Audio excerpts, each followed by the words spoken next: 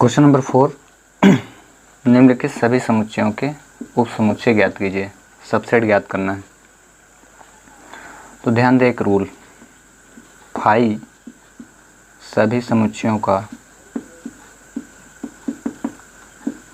उप समुच्चय होता है, ये याद रखना है।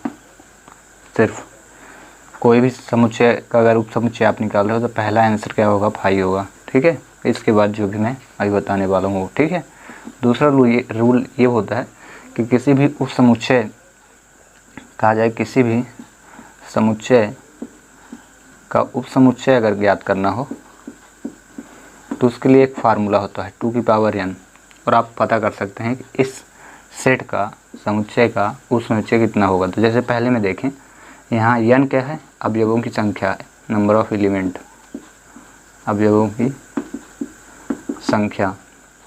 पहले में n क्या है, 1 है। दूसरे में n कितने हैं, 1 2 अवयव हैं। तीसरे में एलिमेंट कितने हैं, 1 2 3 हैं।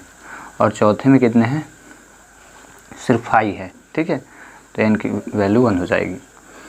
तो देख लेते हैं कितना आएगा।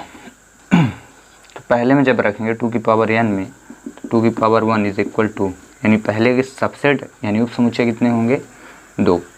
दूसरे की अगर बात करें 2 की पावर कितनी है, 2, तो दूसरे का जो आंसर होगा 2 × 2 इज इक्वल 4 सबसेट आएंगे। तीसरे में 2 की पावर 3, 2 × 2 × 2 इज इक्वल 8, और चौथे में 2 की पावर 1 इज इक्वल 2।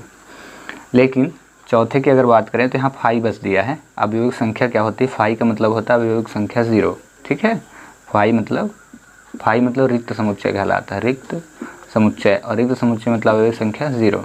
तो यहाँ 2 की पावर कितना रखेंगे, 0, तो कितना आएगा, 2 की पावर 0 इज इक्वल 1। कहने का मतलब आप याद रखें, यदि किसी की भी पावर अगर 0 होती है उसका मान 1 होता है।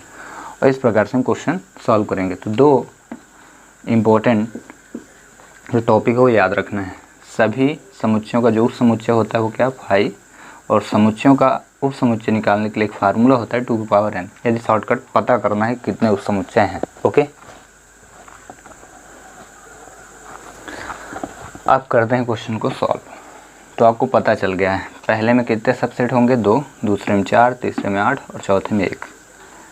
अब निकालना बस है।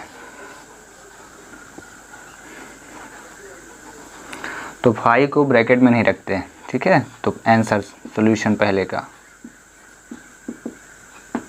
पहला आंसर हुआ 5 क्योंकि सभी का सबसेट होता है। दूसरा क्या हो जाएगा, वो खुद अवयव हो जाएगा।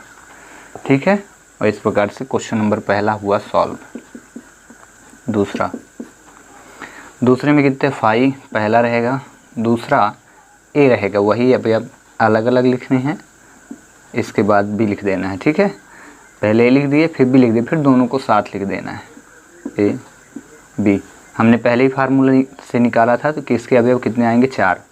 तो देखिए 1 2 3 4, इसके 2 निकाले थे, 1 2 आ गए। समझ में आ रहा है ना। जब हम सबसेट लिखते हैं तो जितने भी अवयव रहते हैं उनको पहले अलग अलग लिखते हैं, उसके बाद जितने अवयव टोटल लिख देते हैं।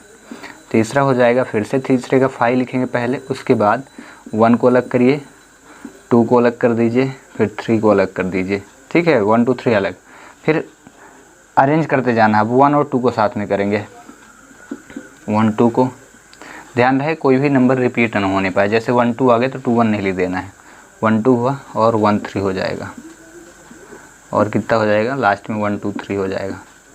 यहाँ अवयवों की संख्या 3 है, यानी 2 की पावर 3 इज इक्वल कितना, 8, यानी 8 आने चाहिए थे। 1 2 3 4 5 6 7, साथ ही 1 कहाँ गया, तो एक जो गायब हुआ है वो है 2 3, क्योंकि 1 2 लिखे, 1 3 लिखे, 2 3 नहीं लिखे। तो हम पहले लिख देते हैं 2 3 और देन 1 2 3,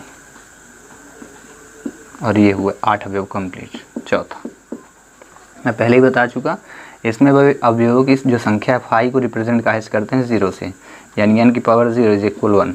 अवयवों की संख्या 0 है तो 1 ही आएगा। तो 5 का जो सबसेट होगा, हर एक समुच्चय का जो सबसेट होता है, उप समुच्चय होता है, वो क्या होता है, 5 ही होता है। तो इसका सिर्फ आंसर होगा 5, और इस प्रकार से क्वेश्चन नंबर 4 हो जाएगा सॉल्व। ओके, तो ये रहा आपके लिए होमवर्क। निम्न के उप समुच्चय ज्ञात करें। पहला है 1 2, दूसरा है हीलियम, तीसरा है 1 2 3 4 और चौथा है PQR। तो इनका समुच्चय ज्ञात करके आप कमेंट्स बॉक्स में इनका आंसर जरूर सेंड करिए। Okay, bye and thanks for watching.